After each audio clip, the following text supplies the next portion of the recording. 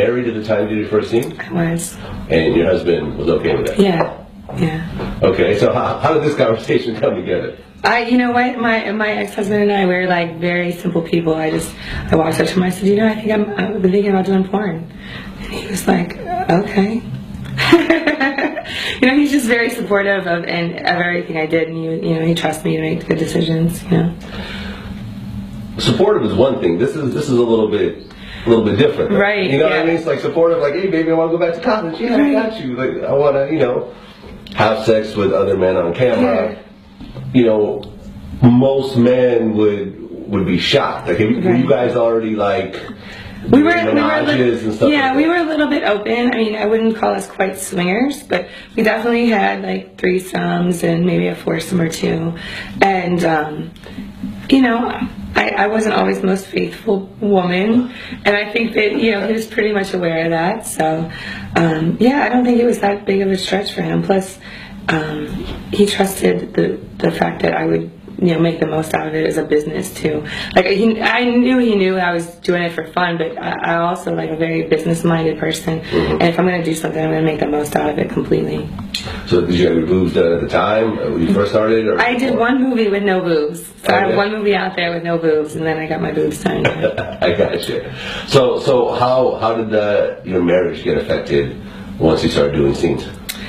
Well, I guess the biggest way that my marriage got affected was that I was busy all the time. I'm traveling, I'm shooting scenes here, I'm going here for interviews, I'm going to parties, I'm doing this, I'm doing that, I'm doing this. And his life really didn't change that much. And I think that it drove a wedge between us a little bit.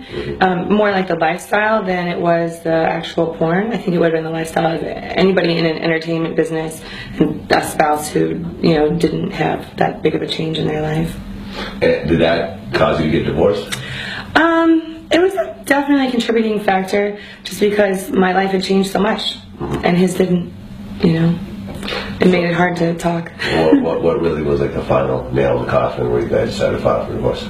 I think after over a period of time, I just realized I was very unhappy, and I kept on trying to figure out why I was unhappy as a person, and the relationship that I had with him was making me very unhappy. So I just came to him and asked him for a divorce, and I just told him I didn't want to be married anymore.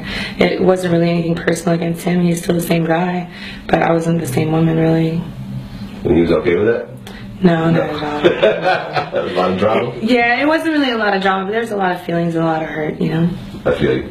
And since then, are there any plans to get married again, or you think? No, definitely not. I'm not. I'm really bad in relationships, and I definitely wouldn't get married again for sure. How does that really work? Do you go out on dates? Because guys obviously ask you out wherever you go. Right. Whether or not they know who you are. Yeah. I'm sure you have a little of both. Yeah. Because not everyone watches porn.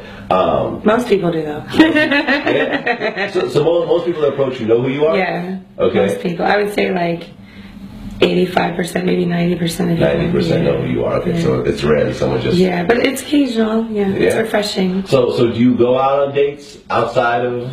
Kind of, yeah. I mean, I've had to find my own way in like dating and relationships and stuff, because I'm not normal. My job's not normal, my life's not normal. But I have a lot of really good friends, and I keep people in my life for a really long time. Even after I've broke up with my ex-husband and ex-boyfriends, I like to keep people in my life because they're good people, And as long as you didn't have any problems with them, But that makes it difficult to meet new people, the industry and everything.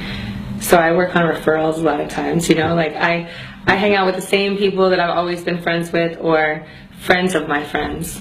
And, I have casual sex, and, sometimes it's no big deal, and sometimes it's, really, really fun. I want to do it more often. So I have what I call a rotation. And that's like a rotation of guys and friends that, I kick it with, and, everybody is under the same understanding, and, it's all good. I do have some special people in my life, and they're constants in my life, and it's great. I feel really lucky to be as loved as I am.